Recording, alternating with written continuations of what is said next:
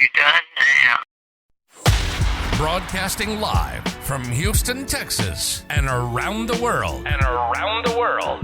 TV host, best-selling author, and radio personality Brad Gilmore brings you a collection of conversations with stars from movies. Mark Wahlberg. Hey, how are you? The legendary Mr. Christopher Lloyd. Christopher, how are we doing? I'm doing good. Great introduction. Television. Jimmy Fallon joins us this morning. Jimmy, how you doing, my friend? Good morning. Thank you so much, Brad, for having me. I appreciate this, bud. Kelly Ripa. Brad, thank you for having me. Comedy. Jay Leno joins us. Jay, how you doing? Hey, Brad, what's going on? Gabriel Fluffy Iglesias. Good morning. Music. Lola Monroe. Thank you. Thank you for having me. Grammy Award winner Maya joins us. How are you? And more. This is The Collection. Now your host, The Boat, Brad Gilmore. And he joins us right now. This man is an actor, director, producer. You've seen him in some of your favorite Christmas classics, the Marvel Cinematic Universe, and beyond. He joins us today to talk about A Christmas Story Christmas, which is now on HBO Max. He's the star, Ralphie himself, Peter Billingsley. Peter, how we doing? I am doing great, thanks. You? I'm doing great, man. Let's I want to talk about the movie. I really do. But before I jump into it, I'd be remiss if I didn't say that Couples Retreat is one of my favorite comedies ever. I think it's severely underrated. It's one of Vince Vaughn's best. Man, I really love that movie. Did you enjoy your time on that project? Yeah, well, I mean, if you take a look at it, certainly it's not a bad place to be, right? Tropical, beautiful ocean and waters, but it was Favreau, it was Vince, it was funny, it was Bateman, Faison. It was a funny set, man. And those guys, when you put comedy in their hands, they just really know how to run with the ball. So I often refer to directing that movie as kind of getting out of the way. Just let it roll. A lot of improv, I'm assuming. That's right. What's that? A lot of improv, I'm assuming. A lot of improv for sure, but those guys also know how to really do that right. You know, it was, I mean, kind of as I said, it was beautiful settings, and it was just a lot of fun. Well, we're talking about A Christmas Story Christmas. It's on HBO Max. It shows the return of Ralphie decades later and catching up with what's going on in his world. Everybody's excited about this thing. It's out already on HBO Max. I want to ask you, though, because when I was looking up credits of it, it says story by Peter Billingsley. You have a story by credit. Was this your brainchild? Did you come up with this idea for this movie?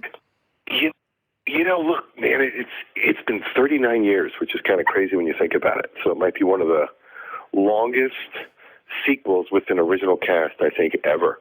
So it's always kind of been on my mind, and I love the idea of Ralphie as a dad, going home, sort of moving through his past, trying to give his own kids a Christmas like he had growing up. And that was kind of the starting point. And we've been developing this for about 4 years. Yeah, and now here it is. It's come to life. Now, you talk about the original cast, because I think that's what people are going to be surprised about. You got a lot of the original cast to return. We got all the kids back. Yes, we got Flick, Schwartz. We've got Scott Farkas, Grover Dill, myself. Literally every kid member from that movie comes back. And that was a huge part of it. We got to build the old Parker house, the Bumpus house, 11 houses in that neighborhood. So we were able to do it right. We were able to really recreate the world that I think fans of the first one wanted to feel like you're being brought back into that world. And so I think part of the time, too, was making sure that we had the resources to be able to do that. And I got to produce along my good longtime buddy and Couples Retreat partner, Vince Vaughn. Yeah, you and Vince Vaughn have a great relationship. You've done a couple other things. Four Christmases was a movie I think that you worked on with Vince, which was another fun movie. Yeah, for sure. Another fun movie. Going back though to Christmas Story. Now, this movie, the original one, it wasn't a hit right out of the gate, right? It kind of took time for it to become the iconic holiday classic that it is today. That's right. It came out in 1983. It came out in the movie theaters. You know, it was fine. It did okay, but back then there was no cable, there was no video, so movies didn't have much of a life.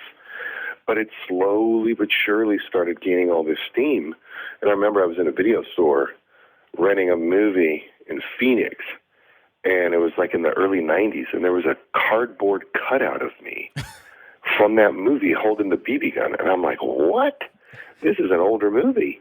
And I talked to the clerk, and he said, oh, people love this thing. They keep renting it every year. And it started gaining this steam, and then it turned into a 24-hour marathon. So after the success of Christmas Story, when it became the classic that it is now, some actors or creatives, and I don't know if this is something that you experienced, but some of them, when you have such an iconic role, you try to distance yourself from it, and very few seem to embrace it. Yeah. You've seemed to embrace it, but did you ever go through that period of trying to distance yourself from A Christmas Story? No, listen, it's a fair point. I think a lot of people that get super associated with something, they either won't talk about it publicly or they kind of do it. I think because it was a slow bleed for me in terms of gaining the recognition from the movie, it was easier. But also, like, this, the fan support to me is so sincere, so genuine. It's about Christmas. It's about families. It's really hard to kind of reject that. That makes sense. I've always really appreciated what this movie means to people. I get such a sincere reaction. They feel like it's a part of their families, that I'm somehow part of their families, and I can appreciate that. So I never really felt the need to disassociate myself. And I was also fortunate, it was when I was young, and by the time I was 18, I moved out to Hollywood, started working on stuff, and started, as I got older, producing other movies. So it's always been something nice to have in my past, but the idea of stepping back into Ralphie's shoes was something always in the back of my mind, and then it just all kind of clicked, I think, in the last few years. So when you actually stepped back into the shoes of Ralphie, as you said, all these years later, did you have any of those, whoa, what the hell is going on right now moments on the set? Yeah, kind of. I mean, a little bit at first, because I was trying to find some reference point in cinema history of a movie this long or like a kid character as a grown-up, and I couldn't really find any. So I was like, all right, well, let's just go for it. But, Ralphie's kind of a dreamer, so that's a part of his character now. He, envisions his life in a better place than it is, and he was a pretty relentless little guy in that movie. Nothing was going to stop him from trying to get that BB gun, and that's another great quality. As a grown-up, that he's kind of an unstoppable force if you give him a mission. He's just going to keep on going. But it was fun. I talked to all the kid cast recently with a little bit of perspective and said, how'd you guys feel your first days? And they all said very emotional. Like there was a lot there for them, I think. So it was a really great experience to be together again, and I think that really comes across in the film. It feels like you're visiting old friends. Peter Billingsley joins us. We're talking about A Christmas Story, Christmas on HBO Max. One last thing for you, Peter. It's my understanding that you're going to do a Christmas-themed podcast about Christmas movies. Is this correct? Yeah, this is. It's called A Cinematic Journey. It's on Spotify. We're going to profile a lot of different genres, but we're starting with Christmas movies. I've been a part of 5 of them. I love Christmas. I love Christmas movies. So I'm co-hosting with Nick Shank, who also wrote Christmas Story, Christmas. And we're just kind of deep diving into the themes, like the scenes and the elements of the movies that we love. And we're starting with Christmas movies. And let me put you on the spot here. What is your favorite Christmas movie not named A Christmas Story or A Christmas Story, Christmas? Yeah, I'm kind of an It's a Wonderful Life guy. Yeah. I've always loved it, and I've been looking at it again recently, and it's just still so relevant.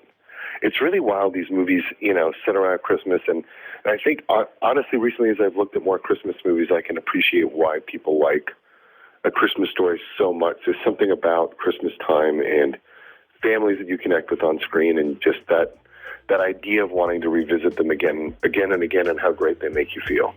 Yeah, they really do. A Christmas Story has been a part of it, and I think that A Christmas Story Christmas is going to join that pantheon of holiday classics that we go to for the next 40 years almost. Peter Billingsley, thanks so much for joining us this morning on the show, and congrats on all the success with the new movie.